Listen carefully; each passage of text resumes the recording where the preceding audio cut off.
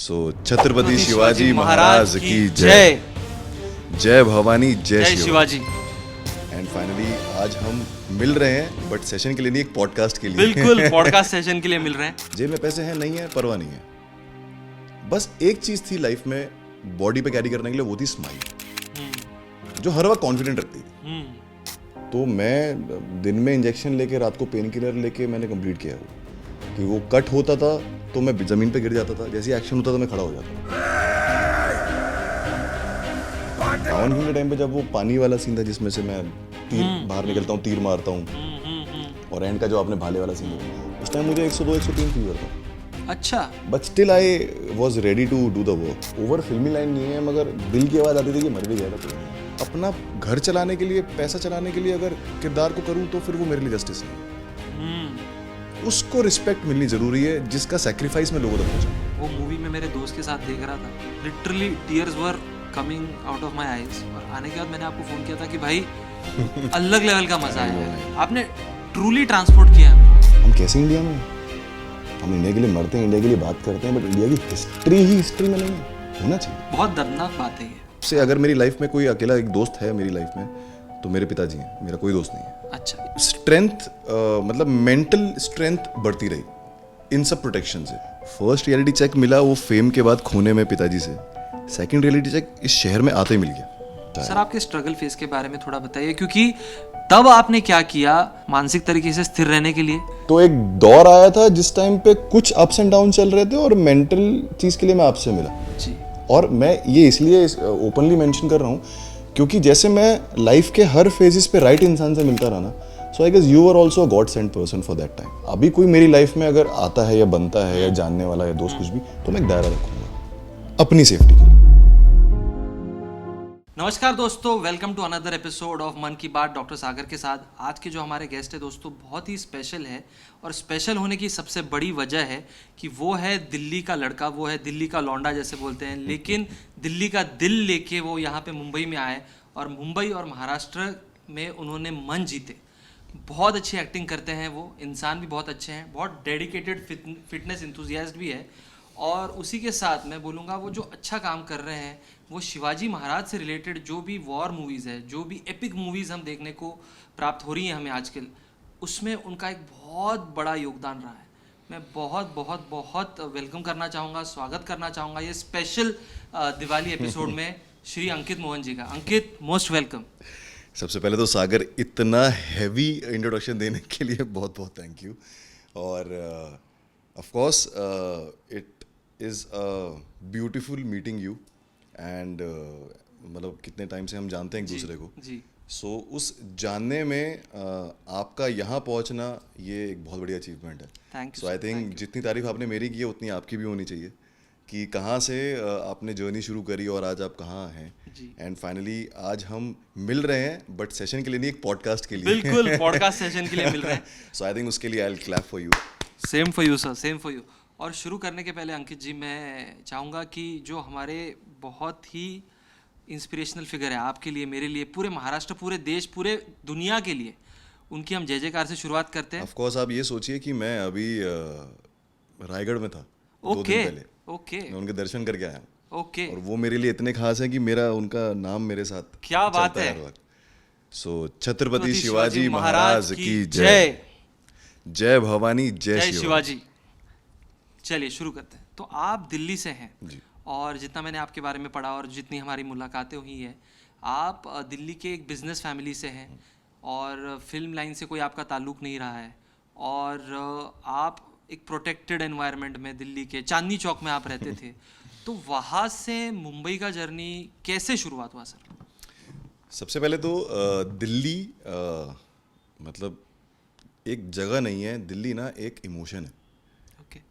मतलब वो शहर से ज़्यादा ना आपको वहाँ का, मैं इतना थैंक्स बोल सकता हूँ कि आज महाराष्ट्र में अगर मैंने सरवाइव किया है पिछले 16-17 सालों में, तो कहीं ना कहीं वो दिल्ली की स्कूलिंग थी जिसने मुझे एक अलग जगह पे, एक अलग शहर में इतने साल, इतने अप्स एंड डाउन्स के सर्वाइवल के बाद भी टिकने पे मजबूर कर दिया। ऑफ कोर्स महाराष्ट्र ने मुझे एक्सेप्ट किया है, बट सो दिल्ली में सबसे पहली बात तो खास बात यह है कि दिल्ली दिल वालों की है। तो वहाँ ना मतलब जो भी आप देखिए न्यूज़ में बहुत कुछ आता है कि यहाँ ये हो रहा है, वहाँ ये हो रहा है, लोग सिर्फ पिकअप करते हैं बिल्कुल। और उस जगह के नाम के साथ नाम खराब करना चाहते हैं।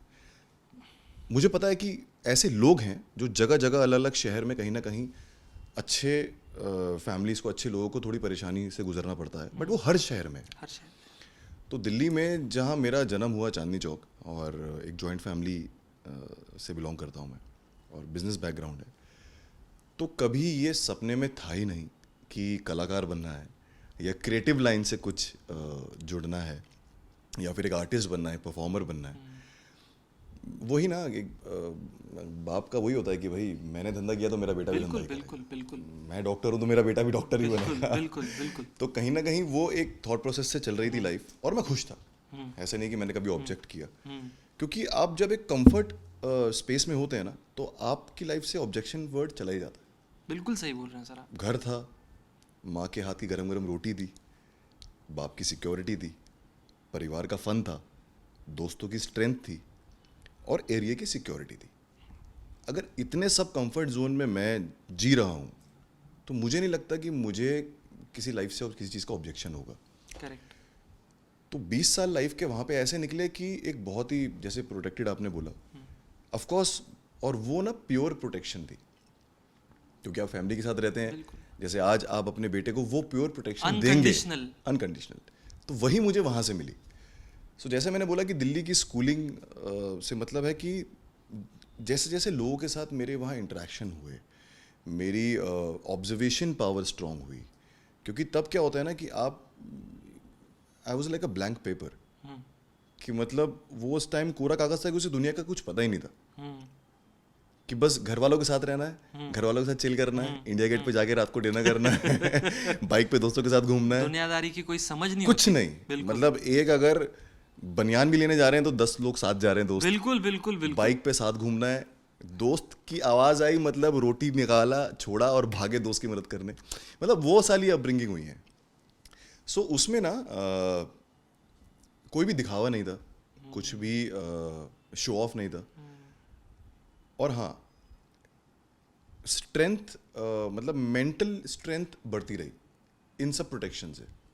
सो आई गेस वो एक सही समय तक हुआ मेरे साथ, क्योंकि 20-21 के बाद मैं बॉम्बे शिफ्ट हो गया था। ओके। सो 20-21 तक बहुत सारी चीज़ों की डिसिप्लिन लाइफ में आ गई थी, और सबसे पहला डिसिप्लिन जो था वो मेरे डैड ने मुझे, जो वर्कआउट से आज जो मैं इतना डेडिकेटेड आपको दिखता हूँ, वो उन्होंने मुझे अखाड़े से इंट्रोड्यूस कराया था। मतलब मैं 13-14 साल का था तो उन्होंने मुझे लंगोट पहनाया और भेज दिया।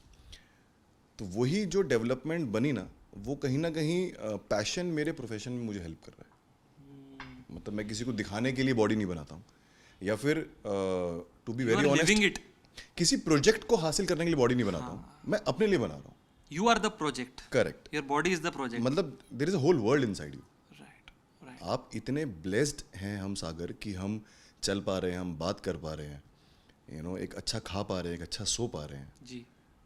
बहुत से ऐसे लोग हैं जो अलग तरीके की इंस्पिरेशन बनते हैं, जिसमें जो जिनके शरीर का कुछ अंग नहीं होता है किनके पास, या फिर वो रिसोर्सेज नहीं होते हैं कि वो अच्छा खा पाए दिन में 2 बार 3 बार, अच्छा रह पाए, बट स्टिल वो लोग लगे रहते हैं।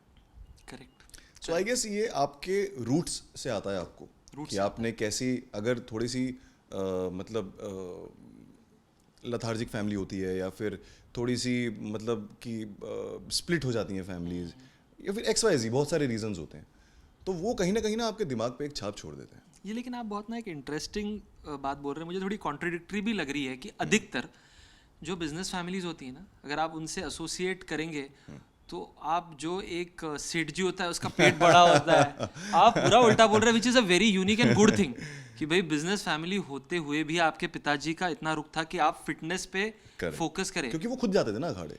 ओके। उन्हें खुद बहुत पसंद था वो। Correct correct. तो और उनका ये था कि मैं अगर बलिष्ठ रहूंगा तो मैं अपनी फैमिली को प्रोटेक्ट कर पाऊंगा, क्योंकि बहुत बार क्या होता है कि आपके अगेंस्ट अगर कोई बोलने आ रहा है या कुछ भी एक्शन लेने आ रहा है, तो कई बार ऐसा होता है कि आपका शरीर देख के आदमी थोड़ा 2 स्टेप पीछे ले लेता है, बहुत इंटिमिडेट होता है सर। और वहीं आप भले ही आप में जिगरा होगा, बट आप पतले होगे तो सामने वाला आप फायदा उठा लेता है। बिल्कुल उठा लेते सो आई गेस मेरे फादर की उस एक चीज़ के लिए मैं ज़िंदगी भर, वैसे तो बहुत चीज़ों के लिए उनका ऋणी रहूँगा, बट इस एक चीज़ के लिए मैं उन्हें मतलब genuine thanks as a human, as a person देना चाहूँगा कि उन्होंने मुझे राइट फॉर्म में, राइट वे में इंट्रोड्यूस किया। मतलब और इस चीज़ के लिए मैं थोड़ा खुद के लिए भी प्राउड फील करता हूँ, जो कि बहुत पॉजिटिवली मैं बोलना चाहूँगा कि मैंने हर चीज़ ना अपने दम पे सीखी। मतलब कभी मेरे फादर मेरे पीछे डंडा लेके नहीं पड़े, उन्होंने मुझे दूर से ऑब्जर्व करा कि इसमें कुछ तो डिफरेंट है, चाहे वो साइकिल चलाना हो, चाहे वो स्कूटर चलाना हो, चाहे वो बाइक चलानी हो, या फिर दुनिया चलानी हो, मतलब कुछ भी चलाने वाली चीज़ हो, वो मैंने खुद अपने ठोकरे खा के अपनी चीज़ों से। और तो आई गेस वही से लाइफ वो शुरू हुई, बट उसमें इंटरेस्टिंग टर्न तब आया जब रोडीज़ नाम का एक शो मेरी लाइफ में आया, जो मुझे लगता है कि शायद आज से अगर मैं ये 15-20 साल पुरानी लाइफ देखूं तो हर चीज़ का ना एक रास्ता बनता है सागर। श्री राम जी भी जब लंका गए थे तो एक रास्ता बनाया था, बिल्कुल। और उस रास्ता बनने से पहले का जो प्रोसेस था ना, उसने ही ताकत दी रास्ता बनने में। जी जी। उनके साथ हनुमान जी थे, उनके साथ उनकी पूरी वानर सेना थी, उनके साथ बाद में विभीषण ज्वाइन हुए, उनके साथ उनका भाई लक्ष्मण था, उनके साथ और जितने भी सारे बड़े लोग थे, उनके सपोर्ट की एक वेवलेंथ इतनी ब्यूटीफुल मैच हुई ना कि एक पॉइंट पे पहुंचने के बाद लगा कि राम जी वैसे भी भगवान ही का रूप थे, रावण को वैसे भी मरना ही था उनके हाथ, बट इन सब चीज़ों ने ना एक ह्यूमनली जो कनेक्शन बॉन्ड बनता है ना आपका फेथफुल, उससे जब आपको सपोर्ट मिलता है ना, तो आप वो मिशन बहुत मतलब ब्यूटीफुली अचीव करते हो लाइफ में। बिल्कुल बिल्कुल। मतलब मैं अगर बोलूँ कि रोडीज ने आपकी मदद की इस चीज़ में? 100%। क्योंकि मैं, देखिए, मैं एक लेमैन की तरह बता रहा हूँ और आज का मेरा परसेप्शन बहुत अलग है, लेकिन मैं 2006-07 जब मैं भी एक टीनेजर था तब का परसेप्शन बता रहा हूँ, जो बहुत स्क्यूड था, ये मैं पहले ही बता रहा हूँ। मैं तब सोचता था, जो जो हमारा 18-19 साल का दिमाग होता है, करेक्ट, कि यार रोडीज में जो सभी लोग आते हैं, हम पहले भी बात कर रहे थे, यार ये इतना एटीट्यूड में क्यों रहते हैं, ये फिर ये इतने ऐसे क्यों होते हैं। Now I realise some of it is basically Young mental age. strength, Young some of age. it is young age, Yeah. जो एक raw energy यंग होती है, पैशन, गरम खून। गरम खून, एंग्री यंग मैन। करेक्ट, मतलब मैंने सीजन 4 में पार्टिसिपेट किया था, ओके। बट उसके पीछे कहानी है कि मैं सीजन 3 में सेलेक्ट हुआ था। सॉरी, अच्छा, सीजन 3 में मैं पहले सेलेक्ट हुआ ओके था। ओके। एक दोस्त का भाई जा रहा था ऑडिशन देने, और वो उसके लिए प्रॉपर एप्ट था, मतलब इंग्लिश बोलनी आती थी उसे अच्छे से, कपड़े उसने बहुत सही पहने हुए थे, चश्मा वश्मा ला के एकदम डूड बन के, बालों को सेट वेट करके, एंड हम घर से जो पहन के निकल गए, परवाह नहीं थी दुनिया की किसी चीज़ की, जेब में पैसे हैं नहीं है परवाह नहीं है, बस एक चीज़ थी लाइफ में बॉडी पे कैरी करने के लिए, वो थी स्माइल, जो हर वक्त कॉन्फिडेंट रखती थी। 10 रुपये बड़े थे ना, तो मतलब भाई अपने आप में अंदर हम अंबानी थे। वो कॉन्फिडेंस था वो उम्र की बात ही अलग होती है। करेक्ट। तो उसको सेलेक्ट करने के लिए मेरे दोस्त ने बोला कि यार तू थोड़ा मतलब अपफ्रंट बोल देता है चीज़ों को, थोड़ा तू जिगरे वाला है, तू जाना जरा इसके साथ, सपोर्ट करना है इसे। अच्छा, विंगमैन बन के जाए। और मैं उसके साथ ऐसे ही गया साथ देने उसका, और उसके ही फॉर्म के सारे आंसर्स मैंने देख के लिखे, सब आप मैंने लक्ष्मण बन के गए और मैं सेलेक्ट हो गया, वो नहीं हुआ। अच्छा, हाँ, वो सिलेक्ट नहीं हुआ, वो सेलेक्ट नहीं हुआ, और संजोग मैं है सेलेक्ट बहुत हो बड़ा, गया। राइट। बट जब सेकेंड राउंड हुआ तब मैं थोड़ा फफल गया, क्योंकि मुझे लगा ये कैमरा ग्लैमर वर्ल्ड, मतलब रात को जब फ़ोन आया रघु का कि कल ऐसे ऐसे राउंड है, जीडी राउंड, सेकंड राउंड उसमें आना है, तो मुझे पहले लगा कि मेरे सारे दोस्तों ने मजाक किया मेरे साथ, क्योंकि उस टाइम फ़ोन नहीं होते थे आपके पास, तो घर की लैंडलाइन पे कॉल आया था। तो मैंने कहा, पहले मैंने 4 दोस्तों को गालियाँ दी, मैंने किसने फ़ोन करा रघु बन के, क्योंकि मैंने इतने 5 स्टार होटल से, मेरे लिए तो फ़ोन आएगा नहीं। तो वो बोला कि नहीं भाई सही में आया होगा। नेक्स्ट डे मैं गया तो थोड़ा सा मैं नर्वस हो गया था ऑनेस्टली, क्योंकि कोई भी होगा सर, हाँ, कोई मतलब भी कैमरा, लोग और सारा पॉश क्राउड, मतलब क्रीम क्राउड, मतलब, और हमें तो कपड़े पहनने की भी समझ था उतनी, मतलब क्रिएटिवली नहीं थी, डिजाइनिंग वाली नहीं थी, मतलब भलते ही कलर के कॉम्बिनेशन वो ऑडिशन वाला वीडियो आज भी यूट्यूब पे है। बहुत सारे वीडियो, मतलब जनता देख सकती है वो वीडियो। सो तब मैं रिजेक्ट हुआ। फिर उसके बाद नेक्स्ट ईयर ना फिर वापस आ गए, अपने बिजनेस में लग गए, फैमिली में लग गए, वही जो रूटीन पुराना वाला। तो नेक्स्ट ईयर नहीं, मतलब नेक्स्ट ईयर के सीजन आने से पहले जब वो टास्क करते हैं, तो सीजन 3 के कुछ टास्क चांदनी चौक में हुए, तो रणविजय मिला मुझे, एंड आई वाज सरप्राइज्ड कि ये लोग यहाँ क्या कर रहे हैं, रोडीज की टीम, और मेजरली सारे कैमरामैन्स को मैं मिला था, तो सबको शक्ल जानी पहचानी थी। हम्म, तो रणविजय ने मुझे बोला कि आना एक बार, ओके ट्राई नेक्स्ट ईयर, तू एक बार क्रैक कर चुका है ना, तो तुझे आइडिया है ना कि ये क्या है ये show. Okay he just as a generic he said कि चल कम। कुछ उसके पीछे कोई फंडा नहीं था उसका कि वो चाहता था कि मैं सेलेक्ट हूँ या वो मुझे पसंद करता था या जानता था, ऐसा कुछ उन्होंने नहीं एक था। मैटर ऑफ फैक्ट बोल दिया। करेक्ट। फिर रोडीज 4 के लिए मैंने सोचा कि यार देख, अब 3-4 महीने बचे हैं, ऐसी क्या चीज़ है जिससे आप अपने आप को अलग दिखा सकते हो। मैंने कहा इतनी जल्दी मैं पर्सनैलिटी ग्रूम कर नहीं सकता, इतनी जल्दी मैं इंग्लिश बोलना सीख नहीं सकता, क्या कर सकता हूँ। तो मैंने सोचा चल यार बॉडी बनाते हैं। तो मैंने डैड को बोला कि यार ये एक बार मुझे ट्राई करना है, और उन्हें था कि खेल खाल के वापस आ जाएगा, शहर शिफ्ट हो जाएगा, लाइफ चेंज हो जाएगी, वो तो उन्हें तब भी नहीं पता था ना। उन्होंने कहा ठीक है कर ले बॉडी।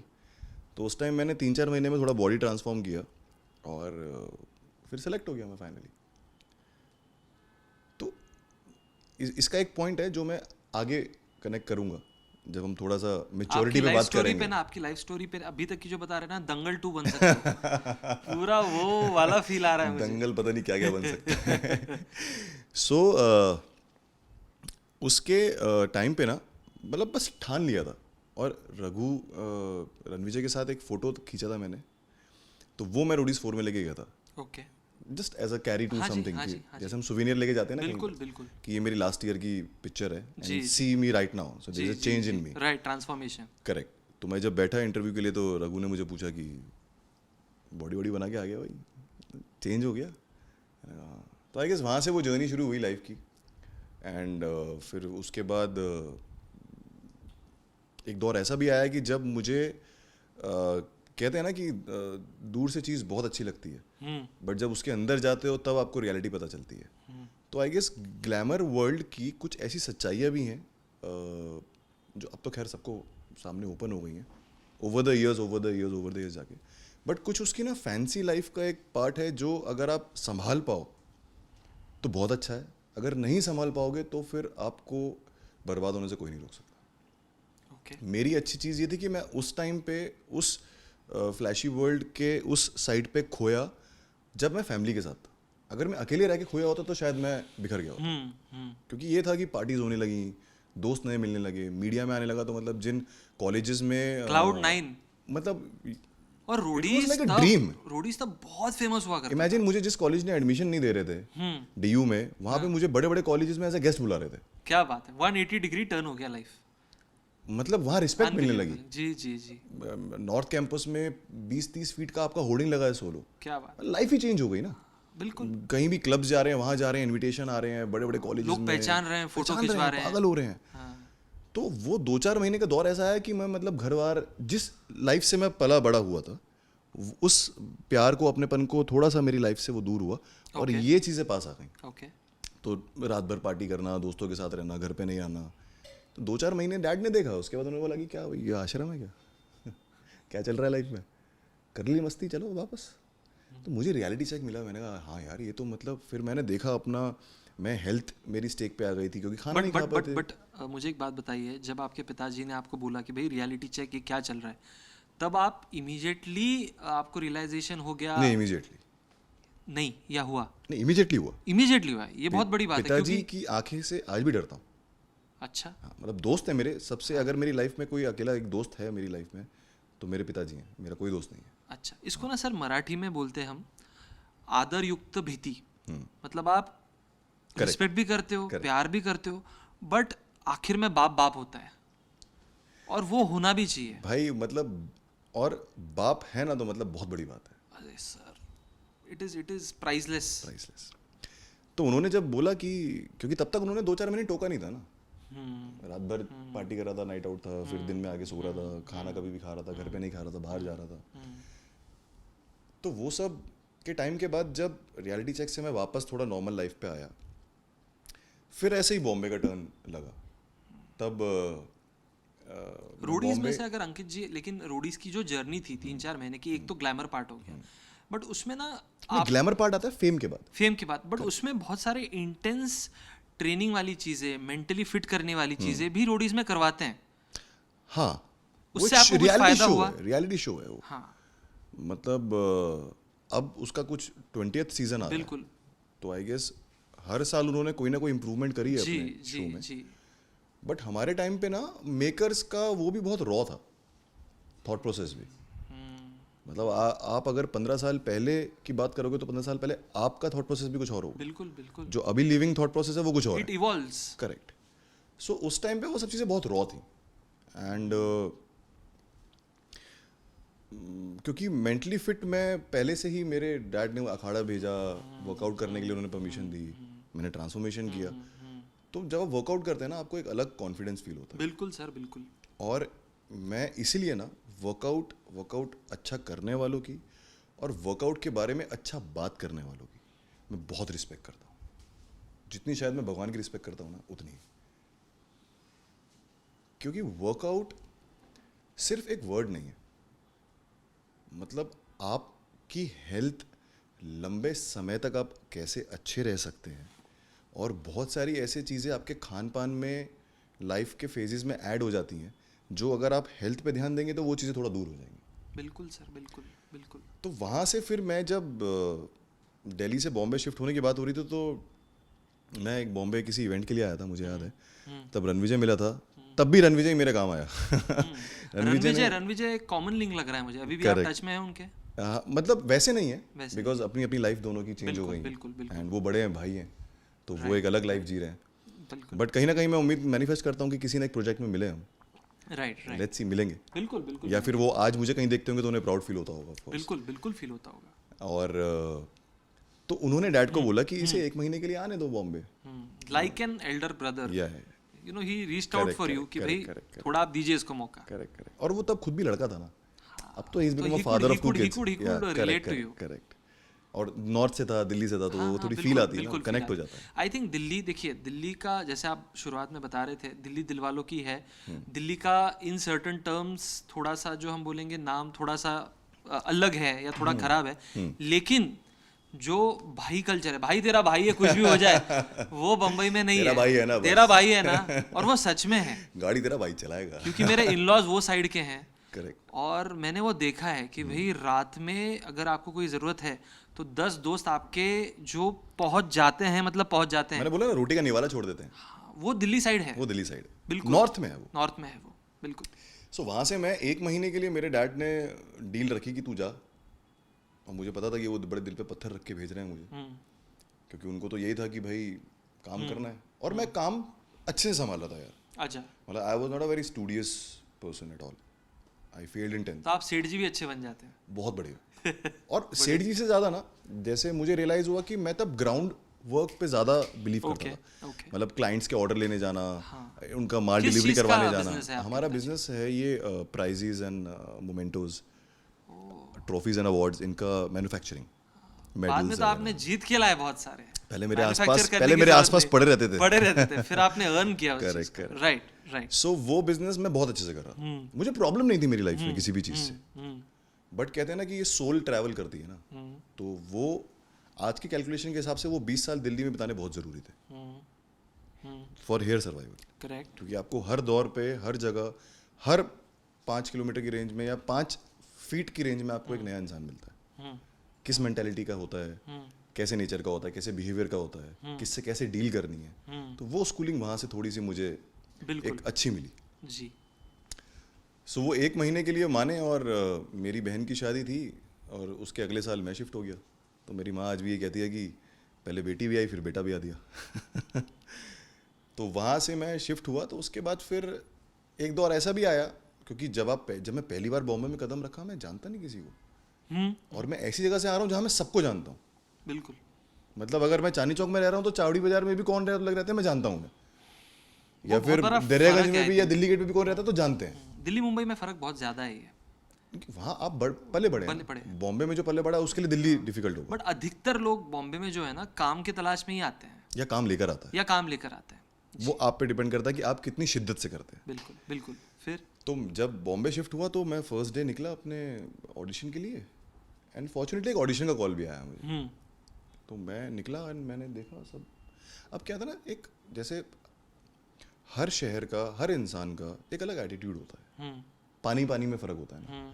तो दिल्ली वाला थोड़ा फियरलेस, रॉ, रफ, मतलब कि ऐसा था कि मतलब स्कूल से अगर रस्टिकेट भी हो रहे हैं ना, तो मतलब क्लास की सेक्शन की सारी लड़कियों ने लेटर लिख दिया कि नहीं, इनको रस्टिकेट मत करो। अच्छा। हाँ, मतलब हम मस्ती करने वाले भी थे और पंगे भी करते थे, बट सबके फेवरेट भी थे, बुरा नहीं करते थे किसी का और बुरा होने नहीं देते थे अपने साथ। सो वो जब यहाँ आके देखा तो यार यहाँ तो कोई मतलब है ही नहीं। तो ऑडिशन के लिए गए तो वो जो ऑडिशन लेने वाला था उसने बोला हाँ, अब मुझे पता नहीं किससे मिलना है क्या मिलना है, मैं अपनी थोड़ी वो दिल्ली वाली आवाज़ में हट जाने दे अंदर। तो वो कह रहा है कि यू डोंट फिट। अब तब इसका मतलब पता ही नहीं था कि यू डोंट फिट का मतलब होता क्या है। तो अरे मैंने कहा जाने देना अंदर चल। पता ही नहीं था, उन लोग उस टाइम उसको लगा होगा शायद मैं बदतमीजी से बात कर रहा हूँ, बट मुझे पता ही नहीं था कि बात किससे कैसे करनी है इस प्रोफेशन में, इस फील्ड में। सो वहाँ पे उसने बोला कि क्या किया तूने? तो मैंने एकदम अखड़ गया, अबे रोडीज किया है। तो वो कहता है हाँ किया था, अब क्या किया है? And I was speechless. मेरे पास कोई जवाब नहीं था देने के लिए। तो बोला पहले कुछ कर, पहले कुछ उखाड़ अपने ऊपर, फिर आना। मुझे लगा यार second reality check. First reality check मिला वो फेम के बाद खोने में पिताजी से। सेकंड रियलिटी चेक इस शहर में आते ही मिल गया कि अभी करंट में क्या कर रहा है। ग्राउंड होते रहे हैं आप, मतलब बहुत उड़ने का मौका मिला ही नहीं आपको। कभी उड़े भी तो गिर गए। और वो शायद सर मुझे ऐसा लगता बहुत है जरूरी था। जरूरी है, वो तो जरूरी सबके साथ होता है। आई थिंक मैं तो चाहूँगा, you are also father now, I am a father, will discuss about that, but थोड़ा थोड़ा अगर हमारे बच्चे भी गिरे ना, ज्यादा नहीं, थोड़ा गिरे तो वो बेहतर इंसान, ज्यादा ग्रेटफुल इंसान। आपके पास एक अलग एक्सपीरियंस है उन्हें देने के लिए। एक्सपीरियंस हो जाता हमारे फादर्स की जनरेशन के पास एक अलग एक्सपीरियंस था देने के लिए। सो वो एक्सपीरियंस ना जनरेशन वाइज चेंज होता रहता है, चेंज होते रहता है। क्योंकि करेक्ट, टाइम कितना चेंज हो गया। बिल्कुल बिल्कुल। मतलब उन्हें वो 1 रुपए की वैल्यू पता ही नहीं है आज, और हमारे लिए उस टाइम पे 1 रुपए की अठन्नी चवन्नी की वैल्यू क्या होती थी। माय गॉड, मतलब 10 रुपए जब मिलते थे तो ऐसा लगता था वाह 1000 रुपए मिल गए। पॉकेट मनी महीने का 50 रुपया, इतना लगता था। 40 रुपए 50 रुपए मिलते थे, ऐसा लगता था कि भाई पार्टी है, क्योंकि तब आइटम ही 1 2 2 3 3 रुपए की आती थी। सो हाँ, बैक टू द पॉइंट। सो जब यहाँ पे आया तो मुझे रियलाइज हुआ कि नहीं यार अंकित, कुछ करना पड़ेगा। अब उस चीज में उस टाइम वो जिद कहाँ से आई, या फिर इस सोल को इस मुकाम तक पहुंचना था, क्योंकि बॉडी कुछ भी नहीं है, जो है सोल है, इट्स वाटर, बट सोल एक ऐसी है जो ट्रैवल कर रही है। मुझे नहीं पता मेरे अंदर लास्ट लाइफ की कोई मराठी सोल होगी। बाय बीइंग नॉर्थ इंडियन, मैं मराठी फिल्में कर रहा हूँ और उन लोगों का प्यार मिल रहा है, तो मतलब ये कहीं ना कहीं तो एक अलग I think it is achievement है, बहुत बड़ी एक achievement मिरेकल है sir। मेरे लिए, मिरेकल है, क्योंकि मुझे नहीं लगता कि नॉर्थ साइड के, देखिए नॉर्थ साइड के अधिकतर फिल्म इंडस्ट्री नॉर्थ साइड की ही है, बट नॉर्थ साइड का कोई व्यक्ति, नॉर्थ के बहुत सारे लोग साउथ इंडियन फिल्म इंडस्ट्री में है, बहुत सारे एक्ट्रेसेस हैं, बट नॉर्थ का कोई व्यक्ति इतना घुल मिल गया है, इतना एक्सेप्टेंस मिला है, और उसने भी इतना शिद्दत से काम किया है मराठी फिल्म इंडस्ट्री में। आई डोंट थिंक आपके अलावा और कोई। काम की ओपनिंग ही छत्रपति शिवाजी महाराज के अनसंग वॉरियर्स से मिली है। तो मतलब एक ऑलरेडी जो एस्टेब्लिश्ड इमोशन है लोगों में, मराठियों में, उस इमोशन पे से शुरुआत हुई है मेरी। बिल्कुल बिल्कुल। अगर मेरी कोई हीरो हीरोइन वाली या रोमांटिक फिल्म या बॉलीवुड या वैसी नाचने गाने वाली फिल्म या वैसे से शुरुआत होती, तो शायद उतनी एक्सेप्टेंस नहीं होती, शायद टू बी वेरी ऑनेस्ट। हो सकता है, हो सकता है ना, होती नहीं, क्योंकि एक अलग फ्लेवर लोगों को देखने को मिला। इसमें लोगों को वो ऑनेस्टी दिखी। लोग मुझे आज भी बोलते हैं कि आपका देखने के बाद हम उस एरा में चले गए थे, और लोगों को बिलीव हुआ कि एक अनसंग वॉरियर ये मिशन अकम्प्लिश कर सकता है। सो आई गेस वो जो ओवर द पीरियड लाइफ में आया ना, वो सबसे बड़ा मिरेकल था। और आई थिंक आपने अनसंग, देखिए एक बहुत सक्सेसफुल सीरीज़ है स्पाई यूनिवर्स है YRF का, वो भी बहुत अच्छा कर रहा है, और करे भी, हम यही आशा रखते हैं। बट मेरा पर्सनल ओपिनियन है कि आप लोग जो कर रहे हैं, जो आप unsung Maratha warriors, who are real warriors, जिन्होंने परदेशी ताकतों से सही में मेहनत करके लड़ाई करी है, भाई लोहा मनवाया, वो आप डिपिक्ट कर रहे हैं। मैं तो ये भी बोलूँगा कि आप ये जो सीरीज़ पूरी कर रहे हैं, पहले आपने फरजान की, फिर आपने पावनखिंड की, अभी आप वो और कर रहे हैं, एक प्रकार की ये सोशल सर्विस है और एक ऑडियो विजुअल टेक्स्ट बुक बना देना चाहिए हिस्ट्री का महाराष्ट्र की जनता के लिए। नहीं, ऑनेस्टली अगर बात की जाए तो मैं दिल्ली में भी हमारे स्कूलों में हिस्ट्री में या कहीं पे भी ज़्यादातर हमारे अनसंग वॉरियर्स का मेंशन नहीं है। नहीं है सर, शिवाजी महाराज के बारे में भी मेंशन नहीं है। बहुत कम है। आप जहाँ भी देखो, औरंगज़ेब, अकबर या फिर ये जहांगीर और ये सब, इन लोगों का चीज़ों का ज़्यादा मेंशन है, वॉर्स का मेंशन है। बिल्कुल बिल्कुल। सो आई गेस मैं भी अवेयर नहीं था उस चीज़ से। कोई भी नहीं है शिवाजी महाराज के बारे में अवेयरनेस महाराष्ट्र में है, लेकिन जो अनसंग वॉरियर्स है उनके बारे में कुछ अवेयरनेस नहीं है। तो मुझे ऐसा लगा कि let's go back to the past, Okay. Struggle की टाइम पे जी को वहाँ से जब जर्नी शुरू हुई ना, जी। तो एक्चुअल में जो स्ट्रगल एक्चुअल क्या होती है ना, वो फेस करता हुआ लाइफ ने मुझे यहाँ तक सर, पहुँचाया। आपके स्ट्रगल फेज के बारे में थोड़ा बताइए, क्योंकि हमारा जो ऑडियंस है, मैं उन तक यही चीज़ पहुंचाना चाहता हूँ हर पब्लिक फिगर से जो अभी सक्सेसफुल है आप, जो स्ट्रगल आपने देखा है, दोज बैड डेज, वो काले बादल, जब ऐसा लगता है अरे यार ये क्या हो रहा है मेरे साथ, तब आपने क्या किया मानसिक तरीके से स्थिर रहने के लिए, ऑप्टिमिस्टिक रहने के लिए। That is the real inspiration we are looking for. Basically क्या होता है ना, हर इंसान की लाइफ में अपनी स्ट्रगल है, जी चाहे वो इस प्रोफेशन का हो या किसी और प्रोफेशन का जी हो। चाहे वो रोड बनाने वाला हो या रोड बनाने पे टेबल पे बैठ के साइन करने वाला हो, सबकी अपनी स्ट्रगल है। बिल्कुल। अगर मैं अपनी पर्सनल जर्नी देखूं तो स्ट्रगल के टाइम पे मोटिवेशन मुझे कहाँ से मिली, क्यों मिली, कब मिली, ये सोचने का टाइम ही नहीं था। ओके। एक जिद है इस सोल के अंदर, जो मैंने आपको बताया था ना कि रोडीज 4 के लिए जब मैं सेलेक्ट हुआ था, उसका एक पॉइंट मैंने बोला था, आपको आगे बताऊंगा। बिल्कुल। सो मुझे ऐसा लगता है आपकी हर चीज़ ना यहाँ होती है। मोटिवेशन कोई वर्ड है ही नहीं, ऑनेस्टली बोलूँगा। ओके ये ना सिर्फ एक फैंसी वर्ड बना दिया इंग्लिश का। Okay. You are not motivated, तेरे को मोटिवेशन चाहिए, तेरे को मोटिवेशन चाहिए। यहाँ से एक बार ठान लिया ना सागर, तो कोई नहीं रोक सकता। ऊपर वाला भी यही चाहता है कि तू एक बार ठान के तो दिखा। तुझे पता ही नहीं तेरे आगे रखा गया है।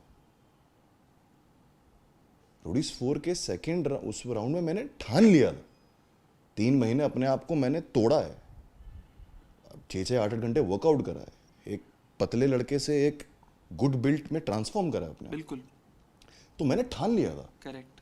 मैं रोडीज 4 के ऑडिशन के लिए जब गया था, तो मैं अकेला ऐसा लड़का था जिसने पीठ पे एक 70 या 60 किलो के लड़के को बैठा के, हम 12 लड़कों ने पुशअप्स लगाए थे, सब ढेर हो गए थे, मैंने 21 मारे थे, और 14 के बाद पूरा ऑडिटोरियम मेरे साथ काउंट कर रहा था। अच्छा, ये तो बहुत ही तो मैं दिलचस्प जिद रहा। पे गया था कि मुझे होना है सेलेक्ट, और मैं होके रहूंगा, चाहे भले ही वो बचपन की जिद थी या किसी भी चीज़ की जिद थी। तो आई गेस यहाँ पे स्ट्रगल पे रिजेक्शंस मतलब भर भर के भाई, क्योंकि एक्टिंग कभी सीखी नहीं ना, थिएटर बैकग्राउंड रहा नहीं, फिल्मी बैकग्राउंड रहा नहीं, तो आप कहाँ से एक्टिंग लाओगे? अब एक्टिंग एक्टिंग नहीं होती है, acting is what you reacting. Okay मतलब आप किस चीज़ पे कैसे रिएक्ट कर रहे हैं, ओके। आप कितने ऑर्गेनिक हैं, आप कितने रियल हैं, आप कितने नेचुरल हैं। ऐसा क्यों होता है कि मेरे किसी फिल्म के सीन में जब मैं मरता हूँ तो थिएटर में देखने वाले को दुख होता है? क्योंकि वो कनेक्ट करते हैं आपसे। कनेक्ट करते हैं। तो वो रील और रियल वर्ल्ड का कनेक्शन जो जोड़ता है ना, that is what you called acting. बिल्कुल।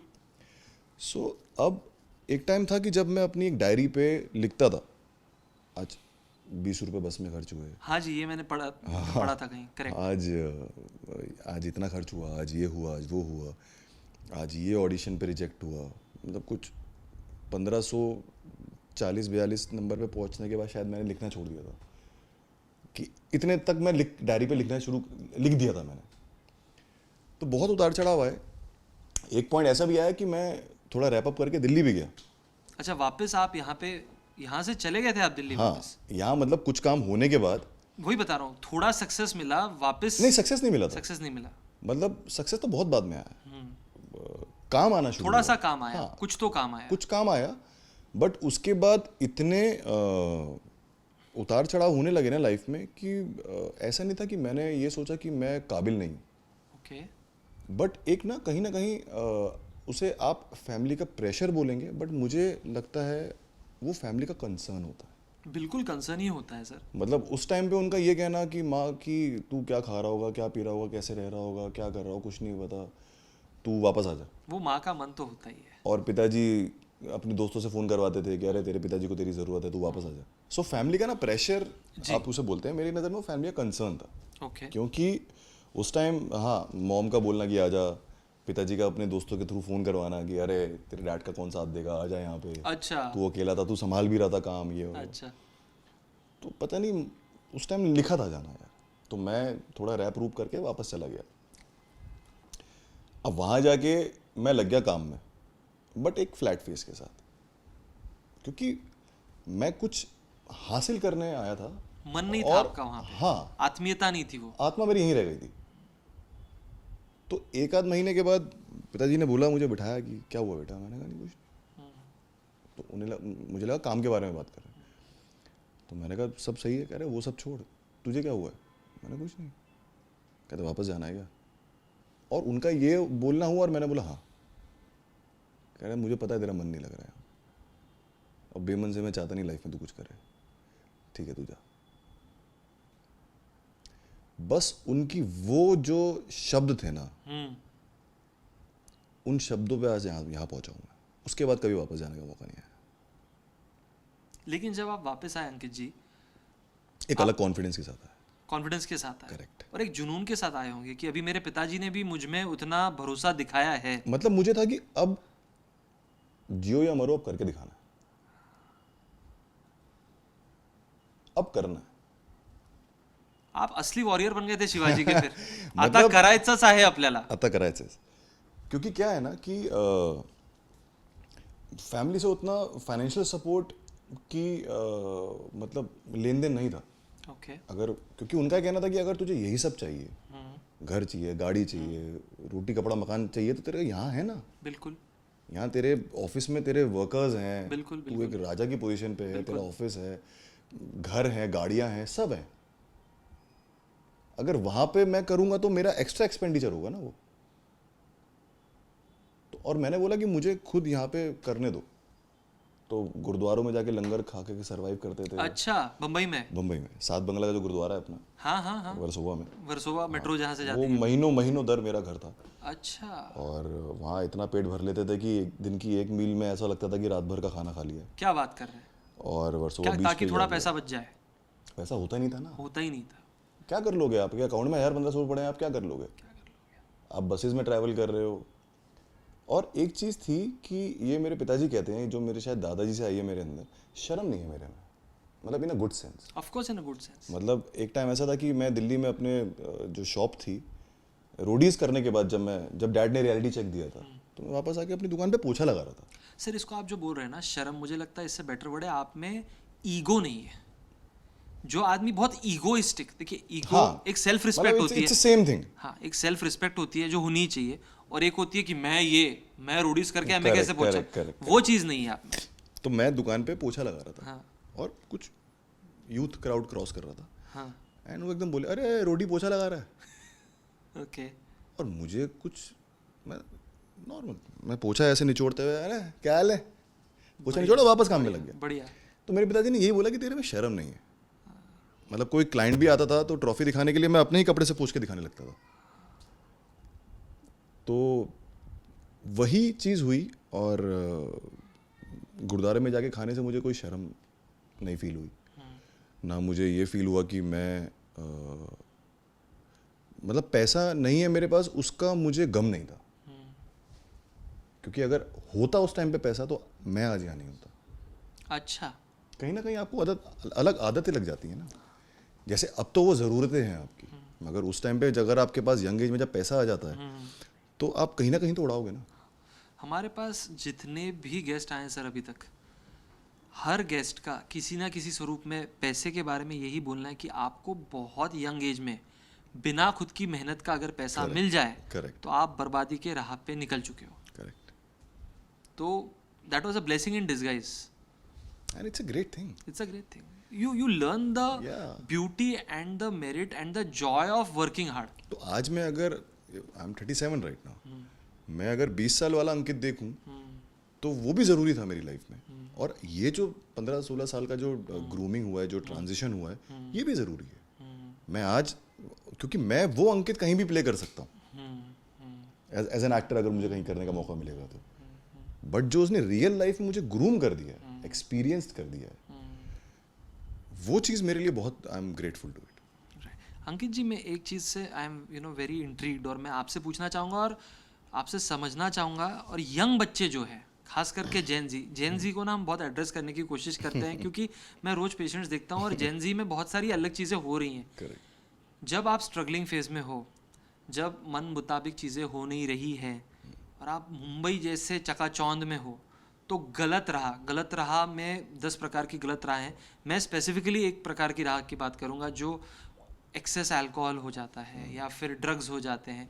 इसमें आपके इर्द गिर्द भी आपने लोग देखे होंगे, बहुत लोग उसमें बह जाते हैं। उनका जो इनसिक्योरिटी होता है उसको नम करने के लिए उनको दूसरा कोई तरीका मिलता नहीं है। आप जब स्ट्रगलिंग फेज में थे, क्योंकि आप बता रहे हैं आपके पास एक ऑलमोस्ट किताब थी जिसमें आप लिखते थे ये हो रहा है, आप इस राह पे जाने से कैसे बचे? पैसा नहीं था ना, नहीं वही तो सर, बोला मैंने। पैसा नहीं था ये तो एक चीज़ होगी, बट एक मन की निष्ठा भी होती है ना, मतलब। नहीं, वो सी, अगर मेरे पास उस टाइम अकाउंट में 1000-1500 की जगह 1.5-1 लाख रुपए होते तो शायद मैं भी कर रहा होता। ओके। मतलब इसमें कुछ छुपाने की कोई बात नहीं है। ओके। पहला चीज़ पैसा नहीं था, दूसरा कि जो एक जिद लेके आए थे ना कि कुछ करना है।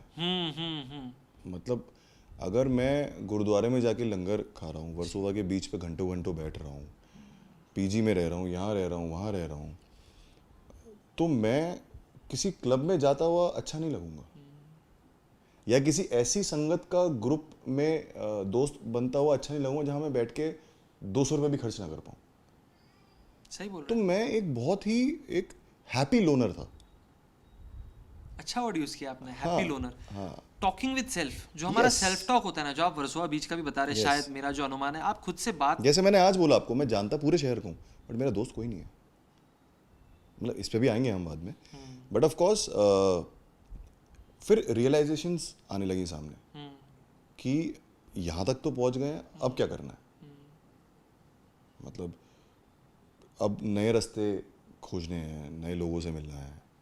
एक काम हुआ, दूसरा काम हुआ, तीसरा काम हुआ, थोड़ी लाइफस्टाइल बेटर हुआ, मगर तब पैसा आया तो तब तक तो बहुत आगे निकल गए थे ना मेहनत में।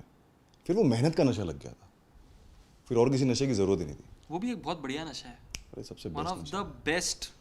मेहनत का नशा ना भाई, मैं कहता हूँ सबको लगना चाहिए। आई थिंक मैं उसका बेस्ट एग्जाम्पल हमारे श्री अमिताभ बच्चन जी हैं। अरे 80 की उम्र में जो बंदा 12-12, 16-16 घंटे काम मुझे इस कर बात सकता की इतनी खुशी है कि उन्होंने अश्वत्थामा करा है और मैंने भी अश्वत्थामा करा है। बिल्कुल, उस पे भी बात करेंगे हम अश्वत्थामा पे। जी। तो आई गेस मतलब क्या है ना, जैसे जेनजी की आपने बात करी यार, हर दौर का ना अपना एक फ्लेवर होता है, और हर फेजेस ऑफ लाइफ जो होते हैं ना, वो एक अलग प्रोडक्ट लेकर आते हैं। जैसे आपके और मेरे जनरेशन के टाइम पे इतने टेक सेवी नहीं थे हम। नहीं थे। फ़ोन क्या होता है पता ही नहीं था मुझे। 10th या 12th में मुझे फ़ोन मिला था, और इंटरनेट क्या होता है, आपका इजीली एक्सेसिबल चीज़ें नहीं थी हमारे पास उस टाइम पे घर आना पड़ता था, मतलब ऐसा नहीं था कि आप कहीं भी जा रहे हो किसी के पास जा रहे हो। एक बंधन, बंदिश। हाँ, सो आई गेस वो आज के टाइम में थोड़ी कम है, बिकॉज आप एक मॉडर्न वर्ल्ड में हो, आप उनको उतना बांध के नहीं रख सकते हो। तो मेरे लिए बेस्ट ये जो मैं अपने बेटे के साथ भी अप्लाई करता हूँ कि मैं उसको उसके तरीके से हैंडल करता हूँ। क्या बात है। मैं अपना प्रेशर नहीं डालता। कितने साल का है अभी वो? ये अभी दिसंबर में 3 साल का हो जाएगा। क्या बात है। तो Wonderful. मुझे ऐसा है कि उसको मैं फ्री छोड़ देता हूँ, बट अगर कहीं कुछ गलत कर रहा है या होने वाला है तो मैं उसको उसके हिसाब से हैंडल करता हूँ, अपना प्रेशर नहीं थोपता हूँ। ये बहुत बढ़िया चीज़ बोल रहे हैं सर आप, कि बहुत बार पेरेंट्स अपने अनफुलफिल्ड विशेस अपने बच्चों के द्वारा फोर्सिबली पूरा करना चाहते हैं। आपके केस में वो नहीं हुआ, आपके पिताजी बहुत सूझबूझ के साथ आपको समझ रहे थे, आप भी शायद उसी चीज़ को रेप्लिकेट कर क्योंकि रहे हैं। मेरे पिताजी के ऊपर से उनके पिताजी का हाथ हट गया था जब वो 13 साल के थे। Okay. तो उन्होंने पूरे परिवार को संभाला, पूरी फैमिली को यहाँ He तक became a लाए। man at 13. At the age of 13। तो मेरे लिए मतलब सबसे बड़ी इंस्पिरेशन मेरे पिताजी हैं यार। मुझे ये और किसी की ज़रूरत ही नहीं है, इसलिए तो मैंने बोला कि मेरा एक ही दोस्त है, and that is my father. But ये देखिए, दो चीज़ें इसमें। एक, मैंने जो एज अ साइकेट्रिस्ट मैं आपको बता रहा हूँ, मैंने जहाँ पे भी देखा है कि जो व्यक्तियों का इक्वेशन अपने माता से और अपने पिता से अच्छा है, अच्छे का मतलब ये नहीं होता कि वो आपको ओवर प्रोटेक्ट कर रहे हैं, अच्छे का मतलब ये नहीं होता कि आप जो हर चीज़ बोल रहे हैं वो मान रहे हो। वो एक पुश पुल या फिर कितना छोड़ना है और कितना पकड़ना है, वो वाला इक्वेशन होता है। और अधिकतर हमारे जनरेशन के लोगों का ना माँ के साथ तो अच्छा ही रिलेशन है। आप देखिए हमारे टाइप की मूवीज भी बाप ही विलन बन जाता है, पिताजी के साथ नोक-झोंक चलती थी, है ना। बट पिताजी मेरे अभी हाल फिलहाल में दोस्त बने हैं कुछ साल पहले। बट जिनका पिताजी के साथ इक्वेशन अच्छा है, उनमें एक ठहराव, स्थिरता आ ही जाती है। आप वही बता रहे हैं, जरूरी है वो एक फादर फिगर, क्योंकि वो आपको ना बाप से ही मिलती है। बिल्कुल, ताऊ से नहीं मिलती, चाचा से नहीं मिलती, नहीं मिल मौसा से नहीं मिलती, भाई से नहीं मिलती, किसी से नहीं मिलती, वो बाप से मिलती है। और माँ का कैसा होता है, माँ तो एक अनकंडीशनल लव का पिटारा है, वो एक बहुत अलग लेवल की चीज़ है। वो जो थोड़ा सा स्ट्रिक्टनेस, मतलब इन 16 साल में मैंने माँ को जब भी बताया ना कि कुछ अगर मैंने बोला कि अच्छी न्यूज़ दी है कि ये काम मिल गया, माँ कह रही है अच्छा होगा, सब अच्छा होगा।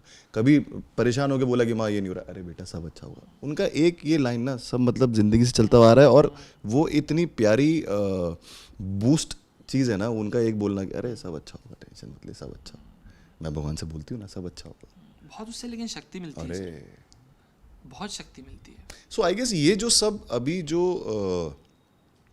ये सब रिवाज हैं, या फिर या जो हमें स्पिरिचुअल अवेकनिंग जो मिली है उस टाइम की, या फिर किसी के साथ गलत नहीं करना है, या फिर अपशब्द नहीं बोलना है, या फिर मिसबिहेव नहीं करना है, किसी का यूज़ नहीं करना है, आई गेस वो सब ही एक ज़रिया है जब आप अपनी अगली जनरेशन को थोड़ा सा कंट्रोल कर सकते हो। बिल्कुल, बाकी किसी और चीज़ फिजिकली कंट्रोल नहीं कर सकते। आप नहीं कर सकते। हमारे पिताजी ने हमें हज़ारों लोगों के बीच में भी मारा है और हम चुप खड़े थे।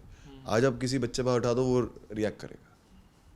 तो बच्चे पे हाथ उठाया, वो रिएक्ट करे, उसकी डिसरिस्पेक्ट ना लेने की वजह से बहुत पेरेंट्स जाने देते हैं कि शर्म आई, रही क्या बिहेव करें। सो आई गेस ये सब चीज़ों से अगर आप अवेयर करो ना, कि भगवान से या फिर मंदिर से, जैसे अभी रिसेंटली मैंने रुआन को शंकर जी के मंदिर ले जाके जल चढ़ाना सिखाया है, तो वो चढ़ाता है मेरे साथ। अच्छा, सुबह भगवान को उठते ही जब स्कूल जाने से पहले मैं जय करता हूँ, तो वो जय करता है। कोइंसिडेंस बता रहे हैं सर आप, क्योंकि मेरे बचपन में शंकर जी का ही, हमारी दादी head of the family kind of थी, 20 लोग रहते थे, तो स्कूल जाने के पहले शंकर जी की मूर्ति होती थी, उसकी पूजा करनी ही पड़ती थी। ये पिताजी से आया हमारे अंदर। मेरे तो पिताजी मतलब एक तरीके से पंडित ही कह लो आप। ओके, मैंने घर की सारी पूजा मेरे पिताजी के हाथों होते हुए देखी है। ओके, भगवान क्या है वो उनसे मैंने सीखा है। बहुत अच्छा ग्राउंडिंग कर रहे हो आपके रुआन के लिए, बहुत ज़रूरी है, क्योंकि मुझे नहीं पता ना 15 साल के बाद उसकी क्या इच्छाएं होंगी। 15 साल 20 साल की उम्र में मेरी अलग इच्छाएं थी, जब मैं 25 का हुआ मेरी अलग हुई, 35 का हुआ तो अलग हुई, जब 45 का हुआ तब अलग होंगी। बिल्कुल। तो हर 5 ईयर 10 ईयर्स के टाइम पे ना आपके लाइफ में बहुत बड़े बड़े बदलाव आते हैं। फॉर एग्जाम्पल कि लोगों की समझ जो मुझे अब है वो शायद 5 साल पहले या 10 साल पहले 15 साल पहले नहीं थी। क्योंकि ये मुझे कहने में कोई भी शर्म या हेजिटेशन नहीं है कि कोई आपका नहीं है इस टाइम, कोई भी आपका नहीं है, सिर्फ आप आपके हो, आपका परिवार आपका है, आपकी नीयत आपकी है, आपकी मेहनत आपकी है, और कोई आपका नहीं। ये आपने पहले भी एक इंटरव्यू में बोला था, इसलिए मैं थोड़ा आपसे रिक्वेस्ट करूंगा आप विस्तार में बताएं। आप वो इंटरव्यू में भी बोल रहे थे कि मेरे बम्बई में दोस्त हैं लेकिन दोस्त नहीं है। आज भी आप बोल रहे हैं दो पहचानता पूरे मैं सिटी को हूँ लेकिन दोस्त नहीं। ऐसा क्यों बोल रहे हैं आप? क्योंकि क्या हुआ ना कि एक इमोशनल बैकग्राउंड से आने की वजह से, आई एम इमोशनल पर्सन, तो उस इमोशन ने ना मुझे कहीं ना कहीं बहुत जगह ठेस पहुंचाई है, मतलब लोगों के थ्रू। इसका मतलब नहीं वो लोग खराब है, मैं पहली बात तो मैं के लिए कर दूँ, मैं किसी की भी बुराई नहीं कर रहा। बिल्कुल बिल्कुल। हर किसी, जैसे 5 उंगलियां सेम नहीं है, हर किसी इंसान का अपना एक स्वभाव होता है, एक नेचर होता है, एक अपब्रिंगिंग होती है। उसको आप थोड़ा मॉडर्न लैंग्वेज में बोलेंगे तो हर किसी इंसान का अपना एक टाइम होता है, एक रूटीन होता है, एक पैशन होता है, एक वर्किंग लाइफस्टाइल होता है, एक लिविंग लाइफस्टाइल होता है, और एक नेचर और बिहेवियर होता है। अब मेरा आप सबके तो साथ हमारे साइकियाट्रिस्ट की तरह बात कर रहे हैं पूरी। आप पॉडकास्ट में आए तो मैं आपके बारे में आ जाऊं। अगली बार कर सकते हैं। सो एक्चुअली उसमें क्या हुआ ना कि ये रियलाइजेशन पीरियड दर पीरियड होता रहा कि यार मैं हो सकता है ज़्यादा इमोशन डाल रहा हूँ या फिर लगा रहा हूँ, उतना मुझे वहाँ से मिल नहीं रहा, या फिर अगर मिला है तो वो उस पर्टिकुलर टाइम के लिए मिला है जब तक उसको देना था।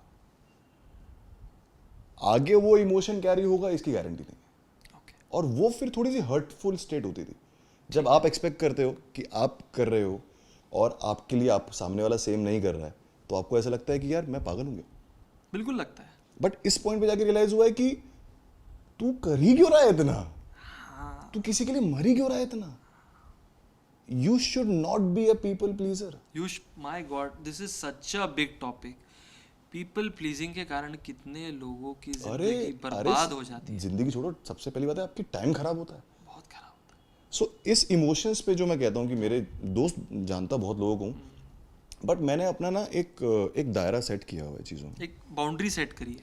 कि मैं अब आज इस एज के बाद से या इस लाइफ ऑफ फेज के बाद onwards I will not put और get any emotion in between, क्योंकि मुझे लगता है कि जो लाइफ में आ रहा है वो अपने किसी मतलब से आ रहा है, वो उसका मतलब पूरा हो जाएगा तो वो चला जाएगा, तो मैं वो डोर ओपन ही कर रखूँ।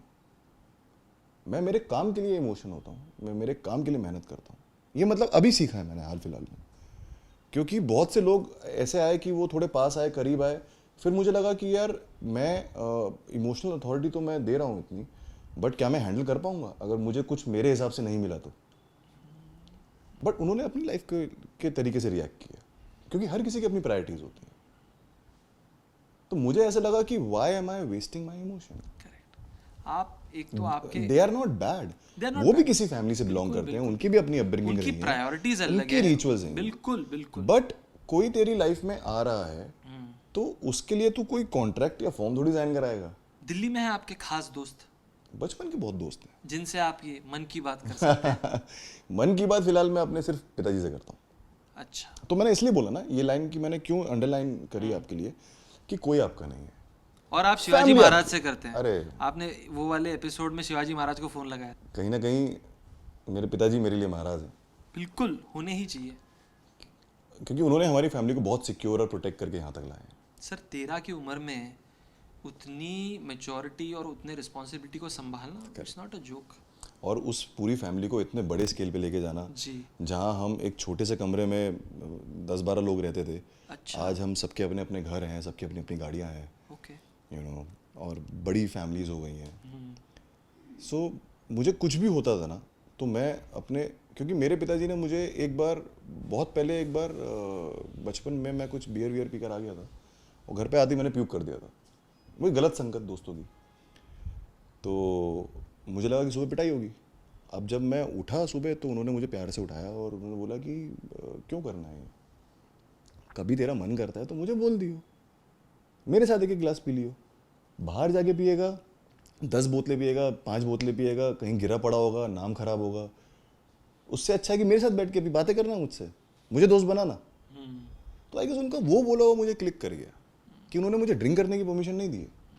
आई should not take it as a permission to drink, I take this as a permission to be his friend. Correct. What a beautiful thought. So उनका वो जो समय समय पे वो करते रहे, आई गेस उसने मुझे बहुत विल मेरी स्ट्रॉन्ग करी। तो आज भी मुझे अगर कोई भी दिक्कत, कोई परेशानी होती है ना, मैं सीधे अपने पिताजी से बात करता हूँ और उनसे अच्छा सोल्यूशन मुझे कोई नहीं देता। बिल्कुल। और अनकंडीशनल लव, दूसरा और कोई मोटिव नहीं, पिता का क्या मोटिव हो सकता है? तो ये बहुत बहुत बढ़िया चीज़ बोल रहे हैं सर आप। और जिनका अच्छा होता है ना इक्वेशन उनके पिताजी से, उनको बहुत दोस्तों की वो जरूरत कहते हैं ना कि माँ नहीं। गोदी में लेके चलती है क्योंकि वो प्रोटेक्ट करके चलती है, बाप सर पे बैठाता है कि वो मुझसे ज़्यादा आगे देख सके। बिल्कुल बिल्कुल बिल्कुल बिल्कुल। सो वही एक जर्नी लाइफ की रही और फिर उसके बाद रुचि मेरी लाइफ में आई। आई गेस तो रुचि में आपने रुचि ली, रुचि ने आप में रुचि ली, किसने किस में रुचि ली? किस्मत ने रुचि ली। किस्मत ने रुचि ली। ओके। क्योंकि हम एक शो पे मिले थे, वहाँ पे हमारी हम मिले, उस कुछ टाइम बाद हमारा रिलेशन स्टार्ट हुआ, फिर उसके कुछ टाइम बाद शादी हुई। तो कहीं ना कहीं जैसे मैंने बताया कि वो प्रभु राम का जो ब्रिज बना था लंका तक पहुँचने का, ये सब कहीं ना कहीं इस अचीवमेंट तक पहुँचने के ना ब्रिज बन रहे थे। कि जैसे फैमिली का सपोर्ट मिलना, यहाँ आना, यहाँ आके वापस जाना, फिर फैमिली का बोल देना, फिर काम मिलना। फिर मुझे याद है मेरा जब फर्स्ट चेक मिला था तो मैंने मेरे क्योंकि दिल्ली में एसी नहीं होते हैं, कूलर वगैरह लगे होते हैं। तो मैंने चांदनी चौक के घर था, तो मैंने पहली बार हमारी फैमिली में मैंने कुछ, मुझे याद है 70-75 हज़ार का मुझे चेक मिला था शायद पहला मेरा, और मैंने कुछ 50 हज़ार का एसी लगवा दिया था, 55 हज़ार का। तो मेरे पिताजी कह रहे थे कि अब मुझे भरोसा हो गया कि तू बड़ा हो गया है। और हमारी मम्मी पता नहीं पूरे खानदान को नौता देके बुला रही थी, अरे एसी लगा एसी लगा है। सब चाय पीने आ रहे थे एसी देखने। छोटी छोटी चीज़ों में खुशी होती सर है। बहुत खुशी, और आई थिंक बहुत खुश लोग जो होते हैं ना, वो छोटी चीज़ों छोटी में ही चीज़ों में खुशी खुशी देख ढूंढते हैं। लेते हैं। करेक्ट। अगर आप ये सोचेंगे जब ये हो जाएगा तब मैं खुश हो जाऊंगा, तो वो कभी नहीं होने वाला। आपके रहने की गारंटी है तब तक। बिल्कुल बिल्कुल। तो वो लाइफ के जो जिद थी ना, वो शायद यहाँ तक लाई। फिर ग्रूमिंग हुई लाइफ में, बहुत कुछ हुआ। फिर रुचि से जब मिला तो she being a Maharashtrian, but उनके मेरी लाइफ में आने के बाद से मेरा मराठी डोर ओपन हो गया। तो मुझे लगा शी प्लेड अ मास्टर की। अगर हनुमान जी राम जी को नहीं मिलते तो राम जी कैसे करते? बिल्कुल बिल्कुल तो कहीं ना कहीं एक सपोर्ट सिस्टम लगता है आपको। बिल्कुल सर, बहुत लगता है। और वो सपोर्ट सिस्टम की बुनियाद जो थी वो एक बहुत अच्छी फ्रेंडशिप पे बनी थी। ओके। तो मतलब बहुत ही एक लॉयल दोस्त, जो आपका अगर लाइफ पार्टनर आपका एक दोस्त होता है तो फिर उससे अच्छी कोई बात नहीं होती है। जी। क्योंकि वो आपकी हर वीकनेस और आपकी हर स्ट्रेंथ को जानता होता हर है। चीज़ से अवगत है और एक्सेप्ट की है। तो उसके लाइफ में आने के बाद से मराठी फिल्म का दौर शुरू हुआ। तो मुझे पता ही नहीं था कि करना क्या है, मुझे बस इतना पता था मेहनत करनी है। क्योंकि फर्जंद जब हुई तब त्याच्या अगोदरच तुम्ही रुचींना भेटले होते? हो, ओके. त्याच्याबरोबर ते दिग्पाल लांजेकर नावाचं ते डायरेक्टर आहे, ते ॲक्टर पण आहे. अच्छा, ते ऍक्टर पण आहे? हो. ओके. ते दोघी ते कलर्स मराठीवरचा एक शो चं नाव सखी नावाचा शो करत होतो. त्याचा टाइम दिग्पाल मराठी थोडी सीख रहा. प्रत्येक इंटरव्ह्यू मध्ये तुमची मराठी चांगली होत चालली आहे. 2-3 वर्षानंतर तुम्ही ठण ठण ठण ठण मराठीत बोलणार सगळं. तो दिग्पाल फायनान्सर शोधत होता की माझी पहिली फिल्म है, हिस्टोरिकल है. आणि उस टाइम तक ना ऐसे हिस्टोरिकल कोई लाया नहीं था. अच्छा. मतलब फर्जंद के बाद एक हिस्टोरिकल का दौर ओपन हुआ. हाँ, क्योंकि हमने तो इतनी बेहतरीन देखी है. हाँ, मतलब मैं ये अंकित मोहन की बड़ाई की बात नहीं कर रहा हूँ. पूरी फिल्म के कॉन्सेप्ट की बात कर रहा हूँ कि हिस्टोरिकल डोर जो ओपन हुआ ना, उसके बाद बहुत सारी मराठी फिल्म्स आई हैं. मराठी में I think first time first था वो. क्योंकि थोड़ी बहुत जो थी हिंदी में जोधा, Correct, वो भी आई correct, थिंक correct. गोवारीकर जी बहुत बनाते थे. करेक्ट. तो वो जब हुआ तो उस टाइम पे दिग्पाल की नज़र पड़ी, शायद उसको भी मैं अलग फील हुआ कि कुछ अलग कर सकता हूँ. तो उसने मुझे बोला कि करना है क्या, कि क्योंकि मैं उसको छेड़ता था कि मुझे कोई नेगेटिव वेगेटिव दे दियो यार. तो उसने मुझे कॉम्प्लीमेंट दिया था कि यार तेरी आंखों में ना करुणा है, कि तेरी आंखों में कुछ तो है. मैंने कहा अच्छा भाई, मुझे पता नहीं था. अच्छा वो तूने बता दिया. यहाँ पे एक मैं स्पॉइलर अलर्ट देता हूँ, और इसके लिए आई थिंक प्रेक्षकों को कुछ महीने रुकना पड़ेगा. But I am one of the few people जिनको आपकी अगली आने वाली मूवी का लुक आपने आपके पर्सनल मोबाइल में दिखाया है, और वो इंटेंसिटी, करुणा तो नहीं बोलूँगा, लेकिन जो एक इंटेंसिटी है मुरारजी की, वो नज़र आ रही है उसमें. वो ये समय के साथ आती है चीज़ें. समय के साथ आती है. आप हाँ जी. कितने ऑनेस्ट अंदर से और प्योरीफायर होते जाते हो ना, उस हिसाब से आती है. तो तब उसने बोला कि कर. तो मैंने कहा यार पागल है क्या, मुझे मराठी का म नहीं पता, तू मेरे. तो उसने बोला वो सब मैं देख लूँगा. तो मैंने सोचा यार कि अगर कोई इंसान आप पे इतना फेथ दिखा रहा है, कोई और बंसाली या धर्मा आके तो मेरे पे बनाएगा नहीं. मैं हूँ कौन उनके लिए. अगर कोई इंसान फेथ दिखा रहा है तो क्यों नहीं. बी अपॉर्चुनिस्ट एंड तू अपना मेटल प्रूफ करना जो तेरे अंदर है. कि ठान लिया तो मतलब कोई नहीं रोक सकता. तो बस वो ठान लिया था उस टाइम. और मैंने वो 6-7 महीने के लिए अपने आप को एक प्रॉपर शेल में चला गया था. ओके. मैं तब गोरेगांव ईस्ट में ही रहता था. ओके. क्योंकि उसके 1-1.5 साल बाद हमारी मुलाकात हुई थी, 2 साल बाद शायद. जी. तो तब मैं मेरा रूटीन ही होता था कि मैं अर्ली मॉर्निंग उठता था. हाँ. और भगवान के नाम के साथ मैं दिन शुरू करता था. वेपन्स ट्रेनिंग के लिए जाता था, फिर जिम करता था 3 घंटा, वापस आता था, डाइट लेता था, फिर शाम को जिम जाता था 3 घंटा, फिर रात को आके डायलॉग रिहर्सल दिग्पाल के साथ बैठता था, फिर रात को टाइम पे सोता था. तो ऐसी दिनचर्या थी मेरी. तो मेरे पास टाइम नहीं था मैं किसी दोस्त को फ़ोन करूँ. अंकित जी, आई थिंक जो आपके लाखों फैंस हैं या फिर एक नॉर्मल व्यक्ति जो होता है, उसको ये चीज़ समझ में आना और सुनना बहुत ज़रूरी है. क्योंकि एक्टर्स के साथ ये एक अनफॉर्चुनेट रियलिटी है, लोग ग्लैमर बहुत अटैच कर देते हैं, एफर्ट अटैच नहीं करते. करेक्ट. आप स्क्रीन पे जो 2.5 घंटे की फिल्म देख रहे हैं उसे महीनों और साल लग जाते हैं बनने में। बिल्कुल बिल्कुल। और वो एक एक शॉट जो आप परफेक्ट शॉट देखते हैं उसके पीछे कहीं ना कहीं 10 या 100 शॉट्स होते हैं। सो वो जब शेल में गया तो मैं मेरे माता पिता को भी भूल गया था। Okay. मतलब मैं कुछ अपशब्द नहीं बोल रहा हूँ, बट ऐसा जब भी कोई समय आता है ना तो मुझे ऐसा लगता है कहीं ना कहीं मैंने पिंडदान कर दिया, मैं अकेला हूँ इस धरती पे, मेरा कोई नहीं है, ना मेरे माँ बाप है, ना मेरा दोस्त है, ना मेरा भाई है, ना मेरा पार्टनर है लाइफ में, ना मेरा एक कोई नहीं है। ट्रांस अलग स्टेट में चले जाते हाँ, मतलब मैं उस सोल में जीना पसंद करता हूँ हैं। ओके, जो किरदार लिखा हुआ है ना। Embody that person. मतलब उस I always had believe that you have to live in the skin. Okay, मतलब अगर मैं किसी किरदार जैसे अनसंग वॉरियर का कर रहा हूँ तो कहीं ना कहीं मैं उस समय से रिलेट करता हूँ कि जब उनके साथ ये समय बीता होगा तो क्या तो क्या बीती होगा। हमारे पास आज रिसोर्स हैं, चोट लगी डॉक्टर है, चप्पल टूट गई दूसरी चप्पल है, स्पोर्ट शूज़ है कंफर्ट के लिए, अच्छे कपड़े हैं, खाने की वैरायटी है। उस टाइम वो प्याज और बाकरी, छत था उनके पास लड़ते वक्त शेल्टर के लिए, चप्पलें जूते थी, नहीं थी। चोट लगी तो डॉक्टर था। किसी माँ ने अपना बेटा खोया, किसी पत्नी ने अपना पति खोया, किसी बाप ने अपना बच्चा खोया, किसी बच्चे ने अपना बाप खोया। वो घर छोड़ के बाहर निकलते थे जो आजकल हमारे सोल्जर्स करते हैं। तो आई गेस उनका अगर मुझे रोल करने के लिए मिला है तो सबसे पहली बात तो विद ऑल ड्यू रिस्पेक्ट मुझे चुना गया इस चीज़ के लिए, आई एम हाईली ग्रेटफुल। और उसको अगर मैं लोगों तक सिर्फ अपना घर चलाने के लिए, पैसा चलाने के लिए अगर किरदार को करूं तो फिर वो मेरे लिए जस्टिस नहीं है। उसको रिस्पेक्ट मिलनी ज़रूरी है जिसका सेक्रीफाइस मैं लोगों तक पहुंचा रहा हूँ। तो मेरे अंदर ना ये फील आता है कि उस टाइम तक मैं अपना इमोशंस डिटैच कर लेता हूँ बहुत जगहों से और सिर्फ उस किरदार पे लगाता हूँ। तो फरजंद हुई, फतेह शिकस्त हुई, पावनखिंड हुई। पावनखिंड लोगों को बहुत दिल के बिल्कुल सर, मैं आपको बताता हूँ। मतलब मुझे कितने, आपको मैं बताऊँ आपके बोलने से पहले कि मुझे लिटरली लोग वीडियोस बना के भेजते थे उनके बच्चों की थिएटर से कि जब मुझे भाला लगा तो बच्चे रोने लग गए। बिल्कुल बिल्कुल। राय जी गेला, राय जी गेला। वो जो एंड का आधा घंटा है जहाँ पे वो एक स्पेसिफिक जगह पे आप लोग एक तरह से फंसे हुए हैं और वो फाइट हो रही है। करेक्ट। क्या आपने उस समय में हम सभी को ट्रांसपोर्ट किया है। मुझे अभी भी याद है वो मूवी में मेरे दोस्त के साथ देख रहा था, literally tears were coming out of my eyes. और आने के बाद मैंने आपको फ़ोन किया था कि भाई अलग लेवल का मज़ा आया है, आपने ट्रूली ट्रांसपोर्ट किया है हमको वहाँ पे।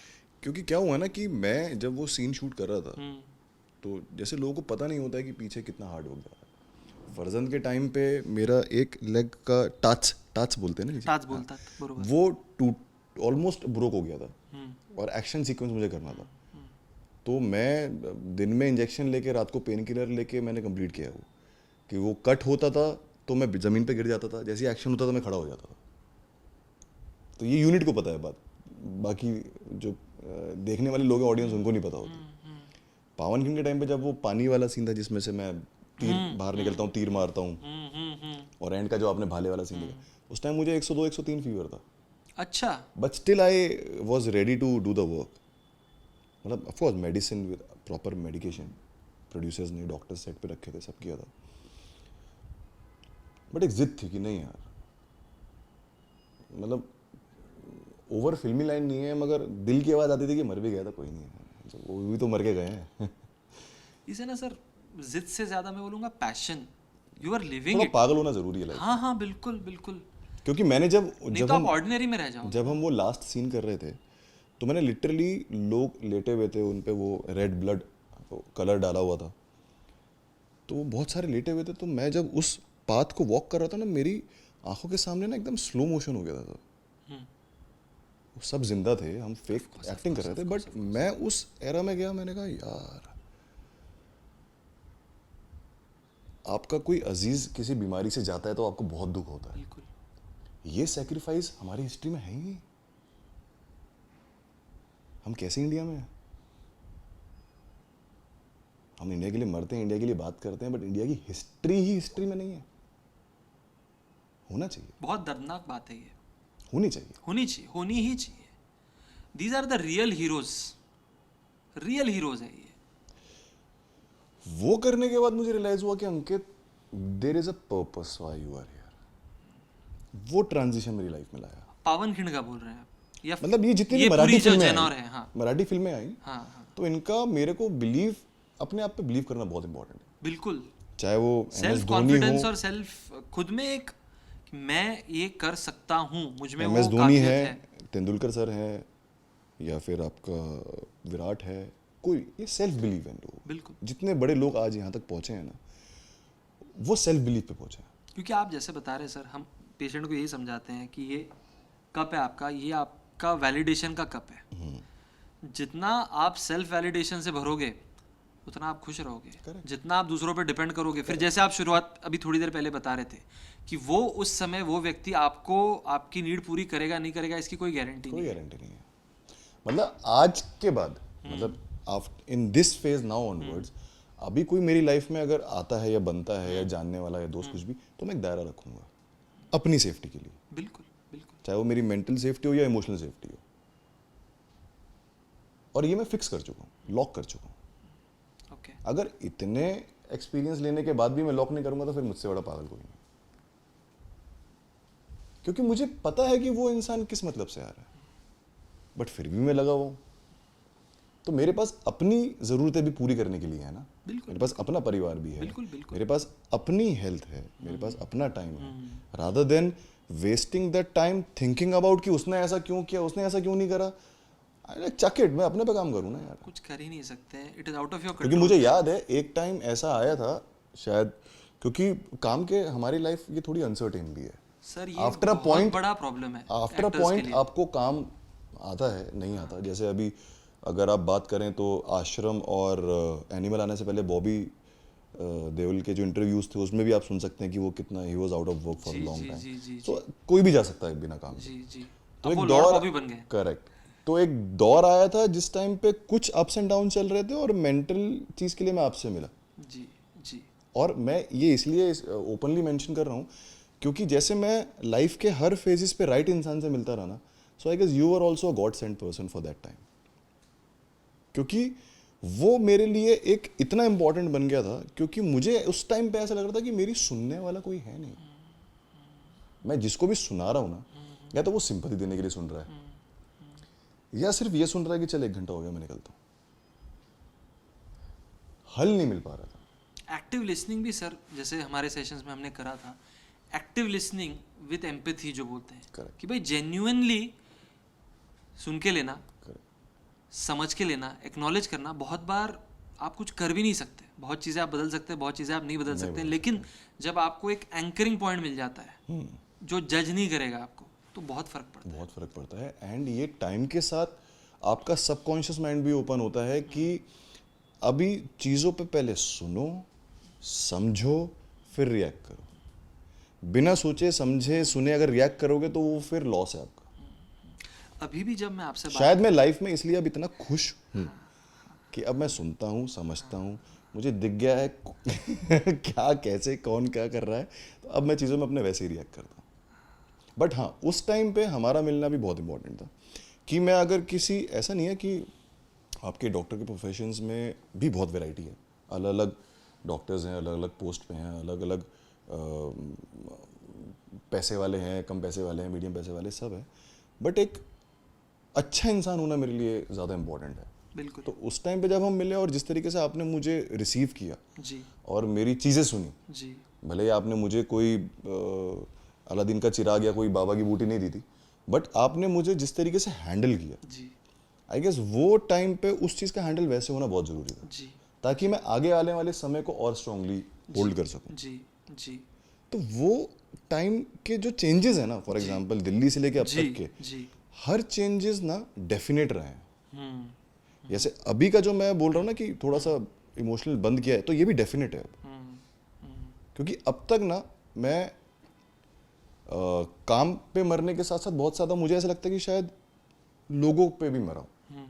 आपने जैसे बताया, तभी भी हमारी ये बातचीत होती थी कि आप एक लेवल के ऊपर इमोशनली इन्वेस्टेड हो जाते थे, और जब सामने वाला व्यक्ति उस तरह का रिस्पांस नहीं दे रहा है, Correct. तो आपका मन, मुझे अभी याद है, आपका मन वहीं अटक जाता था कि मैं सर्वस्व दे रहा हूँ, करेक्ट, सामने वाला व्यक्ति उसका आधा भी नहीं दे मैं रहा, क्या मैं करूँ, आप बताओ मुझे। Correct what do I do correct, कि वो करे, कुछ भी नहीं कर सकते। कुछ भी नहीं कर सकते। आपको ही कितना देना है वो आपको डिसाइड करना होगा। और मैं इतना खुश हूँ अंकित जी कि आप उस फेज से निकल पाए। आज आप रिएक्ट ना करते हुए, जिसे हम हमारी भाषा में बोलते हैं कि रिएक्ट ना करते हुए आप रिस्पॉन्ड कीजिए कि भाई कोई भी चीज़ हो गई आप पॉज कीजिए और आपके पास 10 तरीके हैं इसका प्रत्युत्तर देने की। जो सबसे सही तरीका आपको लग रहा है वो चूज कीजिए। करेक्ट। जब आदमी बहुत इमोशनल, ओवर इमोशनल, देखिए इमोशनल होना जरूरी है, otherwise we are not human beings. 100%। Over emotional जब हो जाता है ना तो आदमी बहुत ओवर रिएक्ट करता है और फिर वही बर्नआउट हो जाता है। और वो ऐसा लगता है कि जिस सामने वाले इंसान के लिए आप बोल रहे हो भाई उसको उतना ओवर इमोशन नहीं चाहिए। नहीं चाहिए। इसका मतलब ये नहीं कि वो गलत है, आप ज्यादा ओवर इमोशन जा रहे हो, तो आपको अपने चीजों पे पैडल पे कंट्रोल करने की जरूरत है। बिल्कुल बिल्कुल। आपको अपनी लगाम पे कंट्रोल करने की जरूरत है। बिल्कुल बिल्कुल। अगर आप अपनी इज्जत बनाए रखना चाहते हैं, अपना प्यार बनाए रखना चाहते हैं, अपना रिश्ता बनाए रखना चाहते हैं, तो ओवरबोर्ड मत जाओ। बिल्कुल। रिश्तों को मैनेज करना ना सर, इट्स लाइक अभी हम बम्बई में रह रहे हैं तो मैनेजिंग मुंबई ट्रैफिक। आपकी कार भले ही कितनी अच्छी हो, आप बोलेंगे यार मैं तो मर्सिडीज में घूम रहा हूँ, मैं 100 पे ही जाऊंगा। करेक्ट। आपको वो नेविगेट पूरी तरीके से करना होगा कि सामने वाला वो मोड में नहीं है। Correct. तो रिक्शा वाला अगर अच्छे मोड में नहीं है तो वो रुका के रखेगा गाड़ी, बीच में से एकदम से अलग इमोशनल रोलर कोस्टर वाला साइकिल पे आ जाएगा। You have to manage it and only you can do that.